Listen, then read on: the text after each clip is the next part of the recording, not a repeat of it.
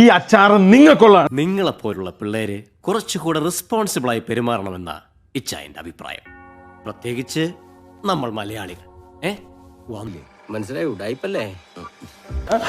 നിങ്ങൾക്ക് മാത്രമുള്ളതാണ്. കിട്ടി.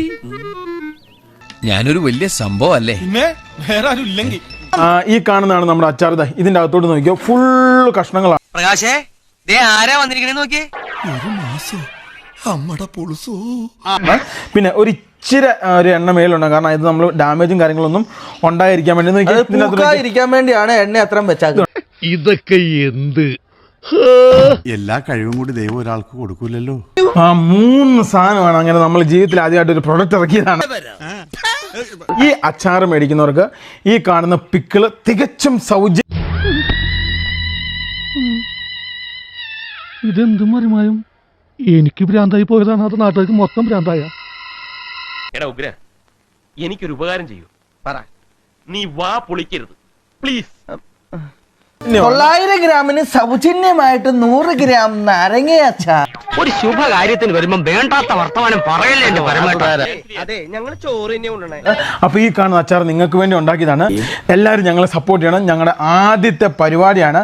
എന്താ നിന്റെ ഉദ്ദേശം? നമുക്കുള്ളതും അലിയണ്ണൻ ഇല്ലാത്തതുമായിട്ടുള്ള ഒരു കാര്യം നമ്മൾ പ്രയോഗിക്കണം. എന്താ ബുദ്ധി. നീ വില പറഞ്ഞില്ല, വിലയാണ് നിങ്ങളെ അത്ഭുതപ്പെടുത്തുന്നത്. ഈ കാണുന്ന അച്ചാറിന് 600 രൂപയാണ്. ഈ കാണുന്ന അച്ചാറിന്റെ. അപ്പം വിലപേശലില്ല. നിങ്ങളുടെ വേഷം കണ്ടാൽ തന്നെ സംശയിക്കും. എന്താണ് ഈ വേഷത്തിനൊരു കുഴപ്പം? ഒറ്റ നോട്ടത്തിനൊരു തറവാട് ലുക്ക് തോന്നുകയല്ലേ? ഒരു തറവാടിയതാന്ന് തോന്നുന്നു. അതുപോലെ തന്നെ ഈ കാണുന്ന അച്ചാറിന് 1200 രൂപയാണ്. അയ്യോ എന്റെ അമ്മേ, ഇതൊന്നും കേട്ട് ഞാൻ പേടിക്കില്ല. 90 കിലോ ചിക്കൻ മേടിച്ചിട്ട് കൂടുതൽ ഗ്രേവി ഉണ്ടാക്കി കൂടുതൽ പാക്കറ്റ് നിറയ്ക്കാനല്ല നമ്മൾ ശ്രമിച്ചത്. എടാ, ഇത് സത്യമായ കാര്യമാണോ അതോ കൂടുതൽ കഷ്ണങ്ങളോട് കൂടുതൽ ഗുണനിലവാരം കൂടി ഉണ്ടാക്കാനാണ് ഞങ്ങൾ ശ്രമിച്ചത്. അതും ഹൈ ക്വാളിറ്റി സാധനം ഉപയോഗിച്ചാണ് ഞങ്ങൾ ഇത് നിർമ്മിച്ചത്. അതെ, കണ്ടോണ്ട് നിന്ന് എന്റെ കരളാ വാടിപ്പോയത്. മരിച്ചുപോയ എന്റെ അമ്മയാണ് സത്യം. എന്റെ കണ്ണുകൊണ്ട് കണ്ടതാ. ഓരോ സംഭവങ്ങളായിട്ട് ഞാൻ പരിചയപ്പെടുത്താം. കമാൻ. അച്ചാറിന് വേണ്ടിയുള്ള ചില്ലി ഫ്ലെക്സ് ആണ്. ഇതാണ് വെളുത്തുള്ളി. ഞങ്ങൾ എല്ലാവരും പരിപാടിയാണ്. ഇനി തൊട്ടിപ്പുറത്ത് തന്നെ ഇത് ഒടിയുപ്പ്, പിന്നെ അതേപോലെ തന്നെ ഗ്രീൻ ചില്ലി. ഇതാണ് ഗ്രീൻ ചില്ലി. ഇനി അതേപോലെ തന്നെ കടുക്, അതേപോലെ തന്നെ ഈ കാണുന്ന മഞ്ഞൾ, ഇഞ്ചി, നല്ല ഒന്നാം കറിവേപ്പില.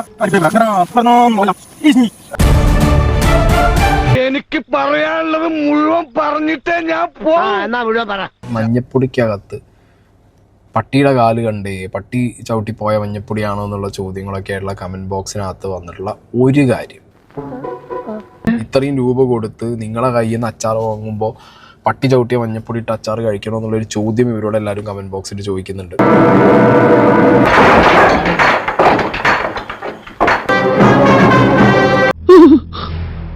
എന്തു വേണ ചെയ്തോ, പക്ഷെ ദേഹോപദ്രവം ഏൽപ്പിക്കരുത്.